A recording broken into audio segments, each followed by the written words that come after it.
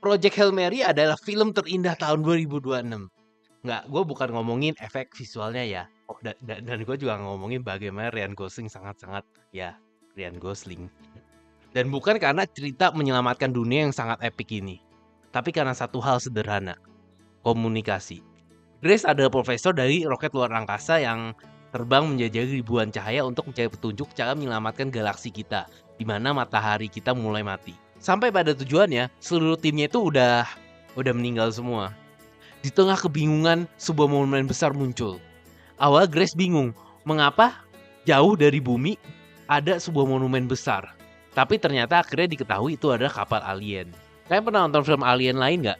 Misalnya kayak kalau film alien lain itu kayak wujud aliennya itu kayak entah seperti manusia atau mungkin setengah mirip manusia lah. Minimal ada kayak mata besar atau bisa berekspresi atau ya sesuatu yang bisa kamu baca dari mimik mukanya.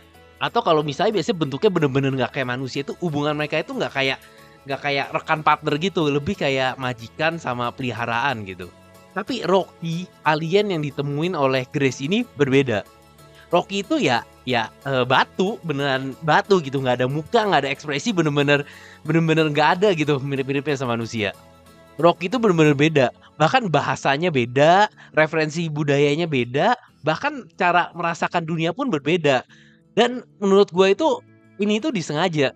Pada awal sutradara ini bikin kayak cerita itu kayak horor gitu, pertama ketemu orang asing pertama gitu.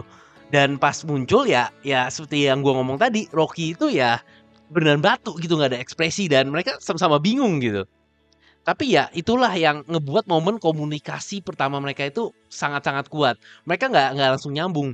Mereka itu berusaha memahami cara komunikasi paling efektif, melalui frekuensi suara, pola matematika, dan perlahan dari dua makhluk yang saling takut, yang gue yakin saat pertama kali ketemu Grace pun, Rocky pun takut karena di planet Rocky pun pasti nggak ada orang kayak Grace gitu. Dan sebaliknya juga, kita nggak pernah lihat batu bisa gerak.